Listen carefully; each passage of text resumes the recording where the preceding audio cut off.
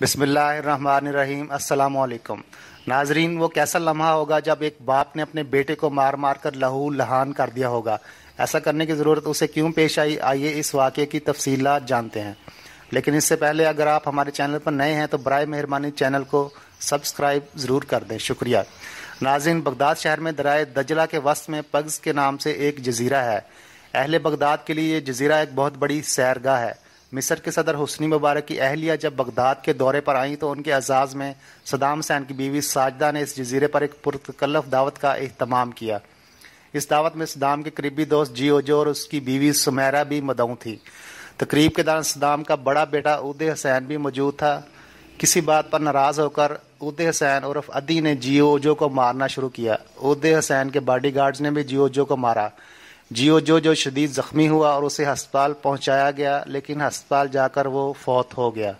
Saddam کو جب اس واقعے کا پتہ چلا تو اس نے اپنے بیٹے عود حسین کو اتنا مارا کہ اسے بھی ہسپتال لے جانا پڑ گیا۔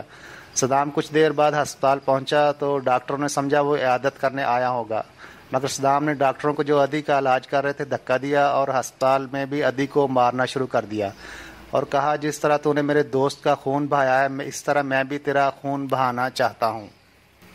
علاج کے بعد عود حسین تو بچ گیا، مگر صدام کا غصہ ٹھنڈا نہ ہوا۔ صدام کے حکم پر قتل کا مقدمہ چلانے کے لیے عدالت قائم کر دی گئی۔ عود حسین کی والدہ ماجدہ نے بیٹے کا ساتھ دیا اور عدالتی کارروائی پر اثر انداز ہو کر بیٹے کو بچا لیا۔ لیکن جب صدام کو حقائق کا علم ہوا تو اس کی پاداش میں صدام حسین نے اپنی بیوی ساجدہ کو تمام اعزازات سے محروم کر دیا۔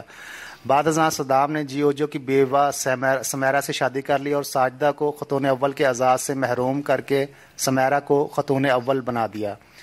انصاف اور عدل کی یہ عمدہ مثال صدام حسین جیسا دبنگ حکمران ہی پیدا کر سکتا ہے۔ آج ہمارے ملک کو بھی عدل و انصاف کی ایسی ہی عمدہ مثالوں کی ضرورت ہے۔ اکبرہ پروری رشوت اور کرپشن سے اٹا پاکستان کسی انصاف پسند مسیحا کا منتظر ہے۔